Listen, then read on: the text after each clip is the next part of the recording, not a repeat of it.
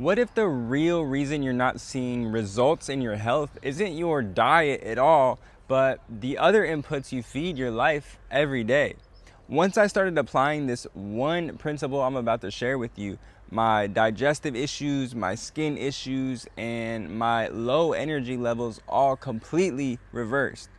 And in this video, I'm going to break down how to apply this same principle to your own life so that you can finally create the energy and clarity and health you've been chasing. So first things first, we have to get clear on the difference between our conscious mind and our subconscious mind, okay?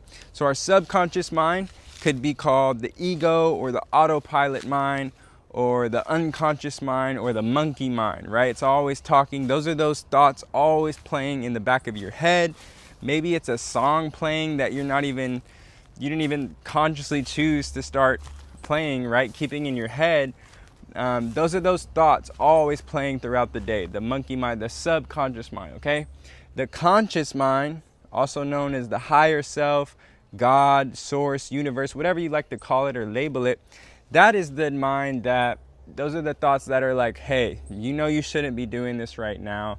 Or, hey, maybe you're in a snowstorm and all this has happened, all this chaos, you're going crazy in your mind, but there's that 1 to 2% part of yourself where you can tap into that says, I know I'm gonna be all right during this, like I'm fine. You know, it's kind of like that God power, right? So a lot of us are just perceiving throughout our regular lives, maybe 5% of this conscious kind of God power, or universal perspective. And we're in like 95% of this subconscious, always talking, always never shutting up, always desiring, always needing, never content, worrying about the past, worrying about the future, worrying about the now, okay? So this subconscious mind gets created from our environment, our whole lives, right? So for instance, say a mom and a daughter, say a racist mom and her little daughter, they go on walks every day, and every time they see, an opposite race, she grabs her daughter's hand and says, let's go this way. We don't talk to them. That daughter's subconscious, right, is created from that repetition. So when she grows up, she might be racist, right, until she becomes conscious in that conscious mind and says, wait a second. She comes in the right now, the conscious mind. There's nothing wrong with that person, right? Let me rewire that out of my brain, right? So this is that autopilot mind, okay? And this autopilot mind gets created off all of the repetition that we've heard our whole lives, you'll never be this, you'll never be that. If we've been hearing that our whole lives, that's what we're created out of, right? That's what we believe, right? So all of these things, all of these factors have tied into the creation of our subconscious mind, right? Commercials, what doctors told us, you'll never be able to heal, or what teachers tell you, or maybe some past traumatic relationships. You always think guys are this way because of your 3 or 4 relationships, in your environment, things like this that create this big subconscious mind that we're all perceiving through, okay? Now, this subconscious mind loves comfort. It thrives off of repetition and comfortability, okay? And the known, right? It doesn't like the unknown, right? It likes to get up, it does the same things, it likes the same routines, it likes to eat the same kind of foods. This is how your egoic mind, your subconscious mind thrives and grows and creates itself and continues its life, okay? So this subconscious mind loves to this creates this discomfort loop that we're all in, right? We wake up, the subconscious mind, the autopilot mind we're all on, we get up, we go to the bathroom, we go grab our coffee, we go get a donut, or we make our eggs and bacon and sausage. This is all autopilot, right? If we didn't do that, we would get those thoughts from our brain saying, hey, where's our eggs and sausage? Hey, where's that coffee? Like, what are you doing? Why? That's not normal, right? We'd feel that kind of itch, that annoyance from our subconscious mind. But we think this is us, okay? But that's the problem right there, is we're identified with this repetition of everything we've heard and have been doing and have been living out our whole lives. So we're now identified with this, and we're kind of stuck in this way of what our subconscious mind is built out of. So let me further break down this comfort discomfort loop. So we get up, right? We're having the same things, same inputs, maybe the same worry, same stress about work. We got the same program going in the background, the same radio channel. So this is all comfortable to us, right? It's all normal. It's familiar, right? This is how the ego likes to stay, doing the same things. Okay, so that, and maybe even waking up and scrolling on your phone, that's a good example. This seems normal, right? It's comfortable to our ego. But then, so it starts comfortable. Then after we do all of this, we're uncomfortable, right? We're in this discomfort now. We have the headaches, we're stressed, we're fatigued, and we don't know why, right? Because we're living in this autopilot mind. We're not conscious enough. We're not perceiving through this conscious mind to realize, these inputs, these autopilot inputs we're doing every day as our routine, that's the reason we're feeling this way, okay? So to break this discomfort loop, we need to optimize this to become discomfort comfort loop. Okay, so this is the one principle that absolutely has changed everything for me and will absolutely change everything for you. Okay, so how do we switch from comfort to discomfort loop, comfort discomfort loop to discomfort comfort loop? Okay, and how is this going to help?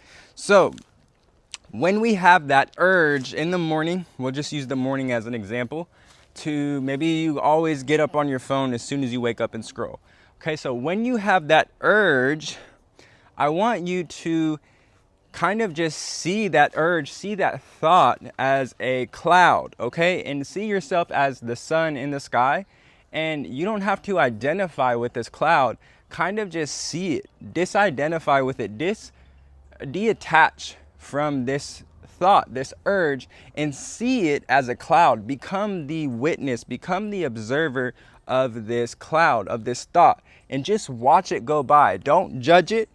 Don't act upon it. Don't engage with it. Don't feed it any energy. Don't feed it any attention other than just purely and simply watching it, observing it, witnessing it, okay? And that is how you disidentify with that and rewire that out of your subconscious, right? You know it's not healing you. You know it doesn't support your goals. You know it doesn't make you feel good, right? So when we just observe it and witness it instead of acting upon it and identifying with that thought, right? And just seeing that thought, right? Seeing all these thoughts. We don't have to identify, oh, that's my thought. This is my thought. No, these are just thoughts in old programs, okay? So look at that thought as an old program and just an option, right? So that's step one, is just to see it for what it is, just witness it, let it go by, okay? And then step two is to hit it with an opposite thought. So if that urge is saying, come on, go on the phone, go on the phone, go on the phone, hit it with an opposite thought or an opposite response that actually supports your goals. Go and eat some fruit. Go just jump out the bed and just go walk outside. Don't even bring your phone, okay? Go stretch. Go do some breathing exercise. Go pick up a book and read, okay? So step one is to just not engage with it, not feed it any energy or attention, just watching it and watching it flow by. Step two is to actually, create a response. Give it a response saying, oh, that doesn't support my goals. I'm going to feel stressed afterwards, or that's just taking up my energy. That's sucking up my energy, right? Because that's energy to sit there and use a lot of mental energy, especially right when you wake up. So hit it with a response. Go eat some fruit. Go for a walk. Pick up a book, okay? And that's the discomfort part, right? Step one and step two, that's uncomfortable for us, okay? So instead of starting our day with the comfort and ending with the discomfort as the output, right? Putting in these comfortable inputs and then getting these uncomfortable outputs, right? The way we feel, the way we experience life. we're starting our day with this uncomfortable, this discomfort, right? Yeah, you may want to scroll on your phone at first, right? But once you step into and play around in that discomfort, you know what? Nah, I'm going to go eat some fruit. I'm going to go walk outside. I'm going to go read a book. That discomfort right there, that's not normal. That's not familiar. That's not really that comfortable for you, and maybe a little bit more effort. That discomfort is going to equal comfort in the long run at the end of your day afterwards, okay? Because think about how you feel after you scroll on your phone after just waking up for 30 minutes to an hour, or watching the news for an hour, okay? Your energy's kind of drained, you're stressed, you're in this weird energy, right? But after reading, after going for a walk, after eating some fruit, after breathing and stretching or dancing, that is going to create that initial discomfort that you have to put in, that's not in your normal routine and your normal activities. That is going to create an output of comfort, right? These are inputs. And the whole gist of this too is just to see your inputs, these little inputs on autopilot that we're not thinking of every day, create your whole output, right? These little bitty inputs create a huge compound effect of your output, your experience, your life experience, your bodily experience, your health experience, your perception, right? So the one principle is to switch out of this comfort, starting your day with all this comfort and then receiving that discomfort output, to starting your day with that pure discomfort, productivity, something different, okay? And the more you do this, you start rewiring, you start deleting out those old urges and old programs and old thoughts and old autopilot actions, right? That don't serve you, that don't support your healed version of you, your future self, okay? Now, a huge tip for this is to perceive through your future self, right? I'm all about being in the present moment, but when it comes to urges and habits and cravings that don't support you or your goals, you're always going to want those cravings. You're going to want to engage and act upon those cravings and habits that don't serve you in the present moment. So it's not until we perceive through our future self, what would my healed version of me choose today, right? Once you start perceiving through your future self, how do I want to be feeling 20 minutes after this, an hour after this, 3 hours after this? Once you start perceiving in that future self, then you can prioritize what's actually going to benefit you and actually bring you longevic comfort and health, okay? You can be eating, fruits for breakfast, but if you're still listening to toxic media and looking at triggering content, foods that are just making you crave it, that don't support you, that are unhealthy, this is a part of that subconscious. When you go to work or you're walking outside, you're going to start thinking about the burger that you see on Instagram. Or same with your music. If you're listening to lots of drugs and sex and suicidal thoughts, all these crazy lyrics in the music we listen to nowadays, these are a part of that subconscious. This is creating and growing that subconscious, becoming a part of those autopilot thoughts, okay? So the more we can see those thoughts for what they are, just clouds, and not identify with them and think they're all ours, and have to emotionally engage with them, oh, that's a bad thought, and feel that. No, we could just step away, look at the thought as a cloud, let it float by. I'm just the witness, I'm just the observer of these thoughts, right? Because we're all in this collective consciousness. We're all consciously connected, okay? So these are just thoughts. Maybe there's someone else's thoughts. You don't have to grab every single thought and engage with it and identify with it, right? Because as soon as you do that, you're instilling that into your subconscious mind, okay? And the more we chase these uncomfortable things that we know are going to bring comfort in the long run, the more we're perceiving through this God higher conscious, and not in this autopilot, right? So like I said, we're all perceiving mostly through the subconscious, 90%, this autopilot monkey mind. That begins to decrease, right? Eventually now you're only in 50%, 30%, 20% subconscious, because you keep choosing consciously what you actually know is best for you in the long run. And the more you do with that, the more you choose these conscious, productive, healthier choices and ignore those thoughts, or just watch them pass, this subconscious of all these old programs shrink down and die out. And then this new subconscious forms in alignment with your conscious self and what your future self and your healed version of yourself, these actions, these thoughts, right?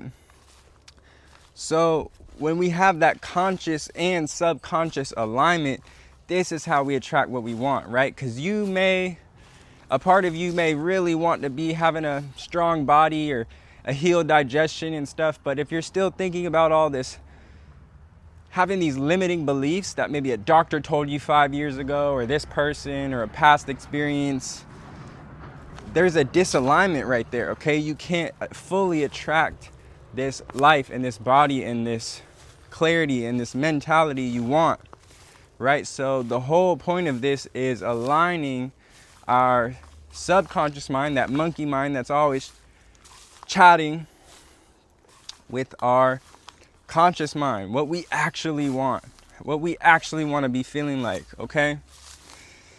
Once we align those two, things attract fast, okay? Because, not to get all woo-woo on you, but that is when you align your subconscious and your conscious with exactly what you want, all those autopilot thoughts are productive, right? And healthy and supportive of what you actually want in life. That's a whole frequency itself, okay? And that life you want is a whole frequency, right? So you attract that frequency, okay? Everything can be measured at a certain frequency. Every human is vibrating at a certain frequency, okay? And different emotions and thoughts are different levels of frequencies, okay? Fear, negativity, like jealous, envious, all of these negative emotions are lower negative frequencies, okay? And you attract situations that are negative. Every little input you've been putting into your life has created this life that you're experiencing, this output that you're experiencing as life, okay? I know this was kind of all over the place, but I highly recommend you play this video back and take notes, okay? I'll do a little recap. Conscious mind, subconscious mind, okay? A lot of us are in subconscious, which is fine, right? But our subconscious isn't programmed to what we actually want and how we actually want to be feeling like. Super energized, super strong, clarity, we're smart, we're productive, we're strengthening this, we're strengthening our brain, just always evolving, right? The pure sole purpose of this life as humans and everything in nature is just to grow and evolve. Since we're a baby, that was our one purpose, is just to grow and evolve, right? So when we're staying in these familiarity, habits and routines and thoughts, we're staying stagnant and we're going against evolution, going against our purpose, our human purpose, okay? So instead of being in this always choosing what's comfortable and familiar and normal, we can begin to just see those as thoughts and not identify with them. See them for what they are. You're just the sun. Let that cloud block your glow for a sec, or not even block your glow. Maybe it goes under the sun, right? Under you. And we'll just watch it, okay? And don't engage in it. Don't apply any action to it. Don't judge it. Just see it for what it is.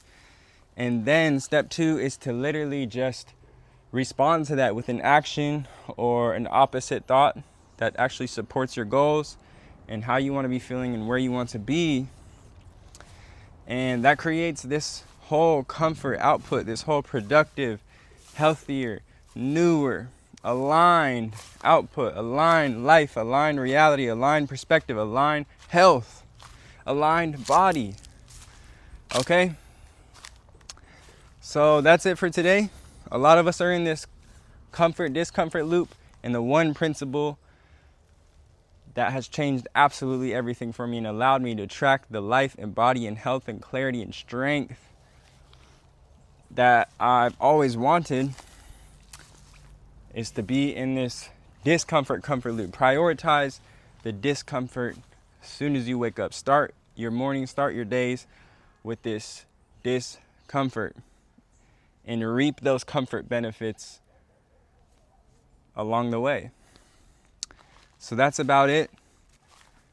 The mind controls the body. I hope this has provided you with a lot of value. This has absolutely changed my life, and it can absolutely change yours too if you apply it. Apply it tomorrow. Drop a comment. Let me know what is one thing you're going to optimize tomorrow morning. What is one thing you know that is keeping you stuck and feeling stressed and fatigued and just not productive and not healthy? And what is one thing you're going to replace that with? Let me know in the comments down below. This has been Practitioner Key, and I'll see you guys in the next one. Happy healing, family. Cheers.